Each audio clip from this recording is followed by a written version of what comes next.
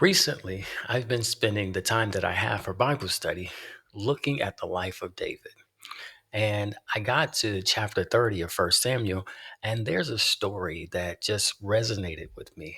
There's an event that takes place, and it just really encapsulated to me that each and every one of us in God's family, we're all equal. We might have different roles at this point in our lives, we might have different responsibilities, different gifts. And irrespective of what gifts or where we find ourselves in life, we're all equal. We're equally important to the service of God. We're equally loved by God, equally gifted by God, even though those gifts might be different. And it's very important that each and every one of us truly honors the gifts in which we've been given, that we utilize them in order for the body of Christ to be effective. I don't know about you, but when I was younger, I had aspirations of being big and important. Specifically, I wanted to be a professional athlete. And so, yeah, I had those fantasies in the backyard of hitting the game winning shot. The clock is winding down. Three, two, one. I take the shot and I get carried off on my teammate's shoulder. Well, of course, life didn't pan out that way, and that's perfectly fine. But even still, as adults, I bet that there are times where you envision yourself being maybe a little bit more famous, maybe a little bit more prominent. Possibly that happens even in the church. Maybe you envision yourself as being one of those persons that's out front, maybe one of those more visible locations. And what I want to say to you is that whatever condition God has called you to, whatever role, whatever responsibility that He's called you to today, that role is really important. And maybe it's not as forward facing and in front of everyone as you might have originally thought would happen for you, but I want you to know that it's important. I think this story is going to help highlight that for us. So if you will, meet me in First Samuel chapter 30. We're going to pick up at verse number 21, but allow me to give you the backdrop for this particular story, and I'll meet you in verse number 21. This is David. We're going to be following David, and he is being pursued by Saul, or he was being pursued by Saul until David left Israel, and he's now living with the Philistines. And David has spent 18 months living with the Philistines, and he's actually carved out a small little living for himself. One of the commanders there has taken a liking to David because he thinks that David is going and making raids against the Israelites. They think that he's betrayed his country. And so, as it would have, the Philistines are planning on battling against Israel. And this commander that David has befriended has invited him to take part in the battle. By the time he shows up at the Philistines' camp, the rest of the Philistines are like, get him out of here. Isn't this the same guy that they sing he's slain his 10,000? And so David is sent away and he's going back home. He's currently living in a city called Ziklag. The problem is that he finds the city has been burned and that everyone, all of his men, their families have been carried away and all their possessions. And so David and his men are initially distraught. And David fears for his life because the men are wanting to kill him. But he finds his nerve and he consults God, and they pursue after the raiders. And wouldn't you know it, God blesses them such that they are able to find the people that have taken their family and their belongings. They overcome them and they've recovered everything that they've lost. And now they come back to the city, or they're headed back to the city, and they find a small group of their men that they had left behind. And that's where we pick up in verse number 21. Verse number 21, the text says, Then David came to the 200 men who had been too exhausted to follow David and who had been left at the brook Besor. And they went out to meet David and to meet the people who were with him. And when David came near, the people greeted him. Then all the wicked and worthless fellows among the men who had gone with David said, Because they did not go with us, we will not give them any of the spoils that we have recovered, except that each man may lead away his wife and children and depart. I want to pause here What's happened is David has left of his 600 men, he's left behind 200 of them. They just were too exhausted to go. Now that they found success and come back, some of the men that were in the 400 that actually went to the battle, well, they're talking about how the spoils should be divvied up. And they said, of course, we'll give them back their belongings and they can have back their family. But the spoils that we took from the Amalekites, the raiders, oh, they can't have any of that. And so David responds to that. Let's keep reading. In verse number 23, but David said, you shall not do so, my brothers, with what the Lord has given us. He has preserved us and given into our hand the band that came against us. Who would listen to you in this matter? For as his share is who goes down into the battle, so shall his share be who stays by the baggage. They shall share alike. David says, no, we're not going to do as you suggested. No one would even listen to you. And David says, for the person who went into the battle and for the person who actually didn't go and stayed by the baggage, they will all have an equal share in the spoils. And as we continue reading, it says, and he made it a statute and a rule for Israel from that day forward to this day. I love the fact that what David said is that no, we're all equal. And as you would read through this passage, starting at verse number 1 all the way down to the end, what you would see is a couple of things. Number one, we're all equal in God's family because God is the one that's giving the gifts out.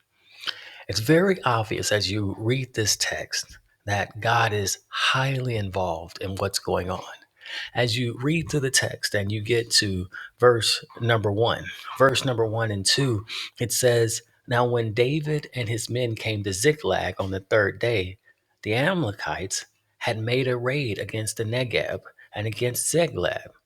They had overcome Ziklag and burned it with fire, and taken captive the women and all who were in it, both great and small.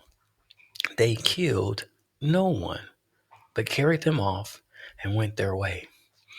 Isn't it amazing that there's all of this violence going on? They're raiders. They're really only there for the spoils. And so, despite these individuals who probably have a bloodlust and who are incredibly violent, no one was killed. That only can happen because God is involved. And keep reading. Jump down to verse number 11. It says, and this is as David is looking for the raiders. It says, they found an Egyptian in the open country and brought him to David. And David found out that this particular Egyptian, well, actually, he's part of the band of raiders that had taken his wife and kids and all of his belongings. And so he actually feeds this person and then convinces him to show him where the raiders are located at. Let's keep reading. And David said to him, will you take me down to this band? And he said, swear to me by God that you will not kill me or deliver me into the hands of my master, and I will take you down to this band. And when he had taken him down, behold, they, that is the band, were spread abroad over all the land. They were eating and drinking and dancing because of all the great spoil that they had taken from the land of the Philistines and from the land of Judah. Here we definitely see God involved. Number one, David has no clue where the raiders are located at. And so he pursues. And as he's pursuing, wouldn't you know it, he finds someone. And not just anyone, someone who is intimately familiar with the raiders. He was actually part of the raids against David's family. That's God working in his behalf. And that Egyptian takes him to the camp of the Amalekites who had raided David's family. And when he finds their camp, they're totally spread out. They're not in formation. They're not ready for battle. And furthermore, they're in the midst of an elaborate party. They're eating and drinking and celebrating. There are probably many of them that are drunk They are in no position to defend themselves. And of course, God has given them into his hand. And so David and everyone is able to defeat them easily. And not only that, if we were to pick up in verse number 19, the text says, nothing was missing, whether small or great, sons or daughters, spoil or anything that had been taken, David brought back all. He was able to not only find them, defeat the enemy, but recover everything back. And the text says it doesn't matter if it was great or small, everything came back. Definitely God is involved. The gift that they were receiving, the spoils, there was such of a conversation of how do we divide the spoils. That spoil was a gift from God. And David says, no, we will all share and share alike. Your gift, the one God gave you, that's a gift from God. And the gift of the person that you see that may have a more prominent role, that's also a gift from God. They didn't earn it, they didn't develop it on their own. God gave that to them. And God gave you your gift for a reason, and He gave that other person a gift for their reason. Because right now, in this particular season, that's how God has designed it so that His kingdom will be benefited the most.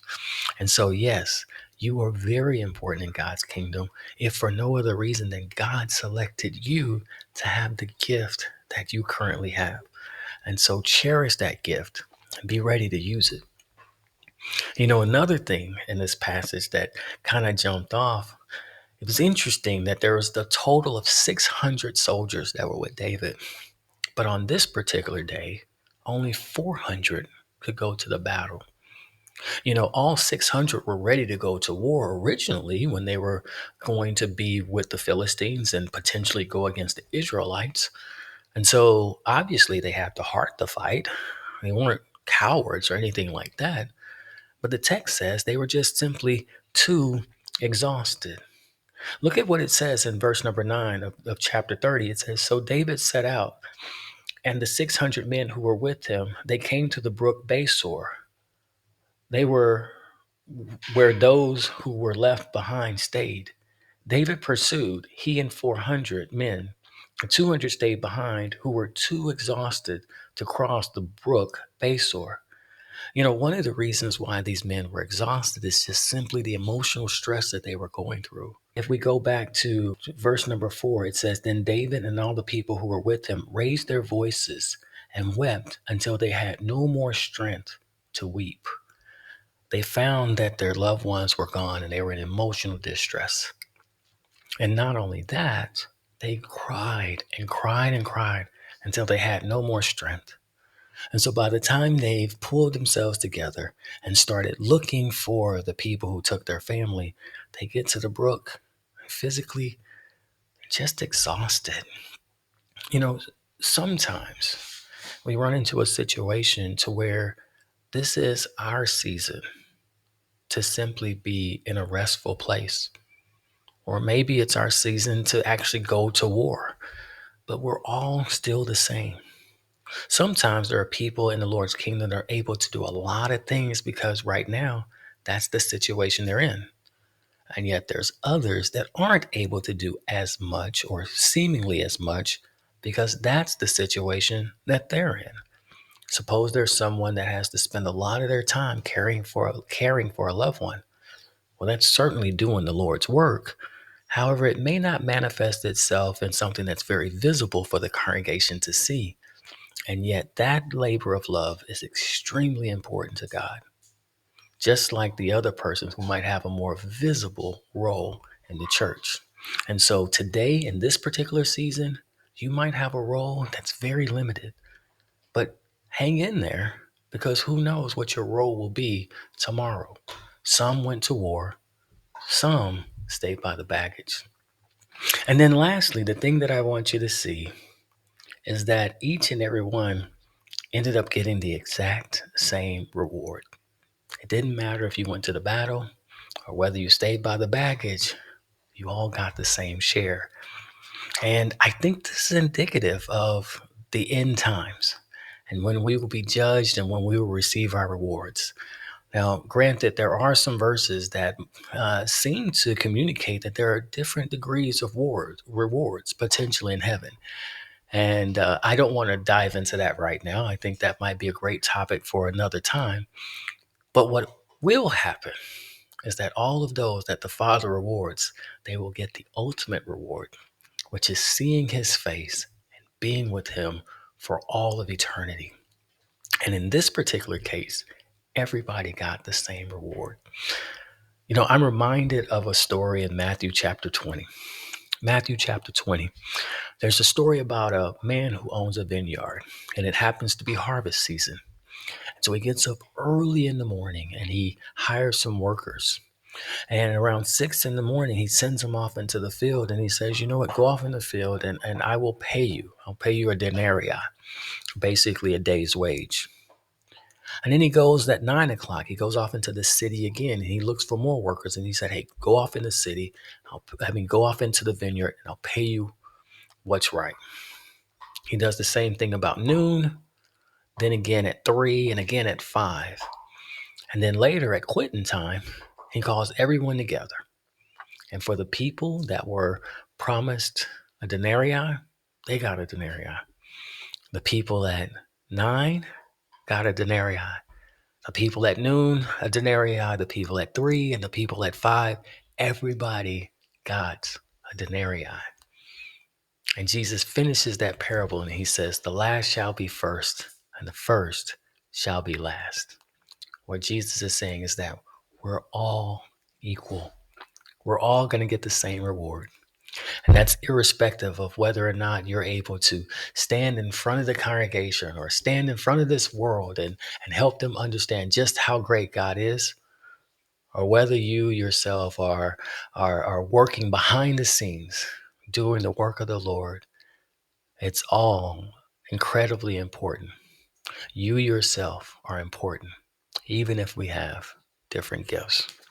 I want to leave you with one last verse. This is Paul talking to the Corinthians in 1 Corinthians chapter 12. Starting with verse number 4, he says, now there are varieties of gifts, but the same Spirit. And there are varieties of service, but the same Lord. And there are varieties of activities, but it is the same God who empowers them all in everyone. To each is given a manifestation of the Spirit for the common good.